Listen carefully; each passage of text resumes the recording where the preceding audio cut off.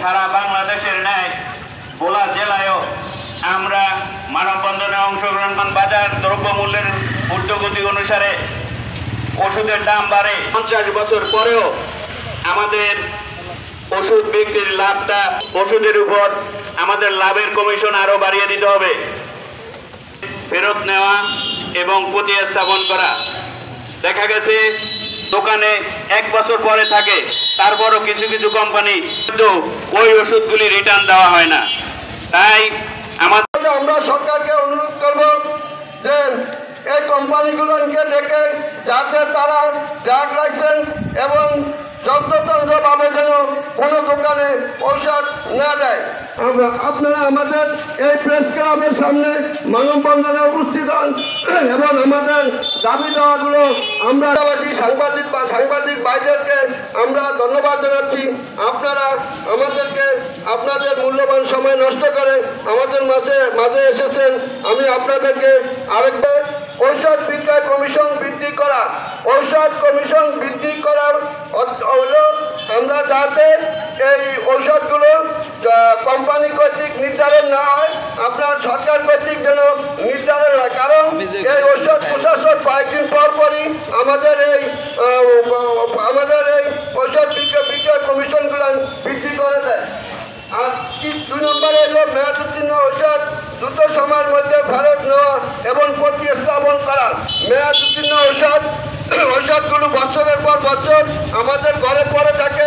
আমরা যথাসময় কোম্পানিকে বলা সত্ত্বেও তারা এই ঔষধ আবার বছরের পর বছর পড়ে থাকে। এই ঔষধগুলো যাতে কোম্পানি যথা সেই অনুরোধ রাখছি।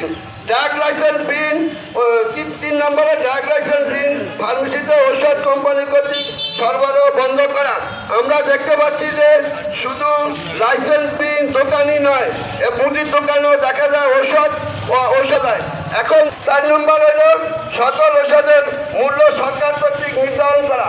সকল ঔষধ সরকার নির্ধারণ করবে, এটা আমাদের জোর দাবি। কারণ দেখা যাচ্ছে কোম্পানিগুলো তাদের ইচ্ছে মতো বসে, তারপরে দাম নির্ধারণ করে আমাদের উপর চাপিয়ে দেয়। সে অনুরোধ করছি বাংলাদেশ কেমিস্ট অ্যান্ড ড্রাগ সমিতি মিলে আপনার ভোক্তাদেরকে আমরা 5%, 7%, এভাবে 10%ও ছাড় দেওয়া লাগে। আমরা দোকান কিভাবে করবো? তাইলে অসাধু কিছু ব্যবসায়ী আছে, কম দামে প্রোডাক্ট বিক্রি করে, তাদের সাথে আমরা এই ধরনের ব্র্যান্ড প্রোডাক্ট বিক্রি করে আগাইতে পারতেছি না। পানের দোকানও তারা অর্ডার কাটে, সেখানে ওষুধ বিক্রি করে তারা। আপনারা আজকে দেখেন ঔষধের মতো প্রোডাক্ট, চায়ের দোকানের মতো প্রোডাক্ট যদি মুদির দোকানে পাওয়া যায়, চায়ের দোকানে পাওয়া যায়, সেখানে কোনো প্রতি উত্তর কারো নাই। আমরা বলবো এটা ওষুধ একটা হলো মরণবাদী রোগ, স্বাস্থ্যবাদী রোগ, বিভিন্ন প্রকারের ভালো হয়, খারাপ হয়, ওষুধ দিয়ে অনেক কিছু হয়। সাধারণ জনগণকে সেবা দিয়ে আসছি। আমাদের ভিতরে, আমাদের সহপাঠীর ভিতরে এমনও ব্যবসায়ী আছেন যারা রাত্র 2টা, 2:30টা, 3টায় যে কোনো মানুষ, যে কোনো রুগী কল করলে তারা সেই বাড়িতে রুগীর কাছে উপস্থিত হন। কিন্তু বড়ই পরিতাপের বিষয় যে আমাদেরকে যেই পার্সেন্টেজটা, কেউ 6%, কোনো কোম্পানি 10%, কোনো কোম্পানি সর্বোচ্চ 12%। এই পার্সেন্টেজে যারা ক্ষুদ্র ব্যবসায়ী আছে, বিভিন্ন ক্ষুদ্র ব্যবসায়ী, তারা তাদের সংসার পরিচালনার খুবই সমস্যা হয়ে যায়। অন্য কোনো সংস্থার তরফ থেকে মোবাইল কোড পরিচালনা করে থাকেন। দেখা গেল যে এই মেয়াদোত্তীর্ণ ওষুধগুলা আমাদের ঠিকই আমরা যথাস্থানে রাখা সত্ত্বেও আমরা জরিমানার সম্মুখীন হই। কেন হয়? এই ওষুধগুলি নিয়ে যাওয়ার কথা, ওষুধ কোম্পানিগুলি নিয়ে যাওয়ার কথা, কিন্তু তারা নিচ্ছে না। তারা যখন আবার নেয়, দেখা যায় যে 1 বছর, 1.5 বছর, 2 বছর পর্যন্ত তাদের কোনো খবর থাকে না। তাই আমাদের অনুরোধ আপনাদের মাধ্যমে স্বাস্থ্য উপদেষ্টা মহোদয় এবং প্রধান উপদেষ্টার কাছে আমাদের আবেদন যে মেয়াদোত্তীর্ণ ঔষধগুলা সাথে সাথে নিজেরও যখনই কোনো দোকানে আসবে, কোনো কোম্পানির লোক, স্ব কোম্পানির লোক যারা এসের জন্য নিয়ে যায় এবং সাথে সাথে যেন ওইটা প্রতিস্থাপন করা হয়, এই বলে আমরা আপনাদের মাধ্যমে অনুরোধ করতেছি।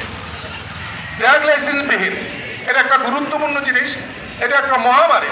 সারা বাংলাদেশে যদি দেখা গেল আমাদের জানা মতে 1,50,000 আমার জানা মতে 1,50,000 লাইসেন্সারি ওষুধের দোকান আছেন, কিন্তু লাইসেন্সবিহীন দোকান আছেন প্রায় 3 লাখের উপরে। কিন্তু ড্রাগ লাইসেন্স অ্যাক্ট অনুযায়ী এবং ফার্মাসিউটিক্যালের কোম্পানির আইন অনুযায়ী কোনো ড্রাগ লাইসেন্সবিহীন ওষুধের দোকানে অর্ডার করতে পারবে না। এটা তো শুধু তাই নয়, আপনারা আরও আশ্চর্য হবেন শুনলে যে কীটনাশক ওষুধের দোকানেও কিন্তু আমাদের ফার্মাসিউটিক্যালের ওষুধ পাওয়া যায়।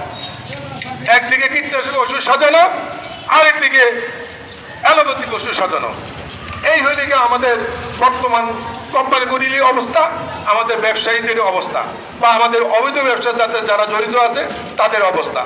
এই ব্যাপারে আমরা প্রিন্ট মিডিয়া, ইলেকট্রনিক মিডিয়ার মাধ্যমে আমরা দৃষ্টি আকর্ষণ করতে চাই প্রধান উপদেষ্টা এবং স্বাস্থ্য উপদেষ্টা মহোদয়ের বরাবরে অনতিবিলম্বে ড্রাগ লাইসেন্সবিহীন সমগ্র বাংলাদেশে যত লাইসেন্সদারি আছে তারা ব্যতীত ড্রাগ লাইসেন্সবিহীন কোনো ওষুধও যেন ওষুধ কোম্পানি মাল সাপ্লাই না দিতে পারে।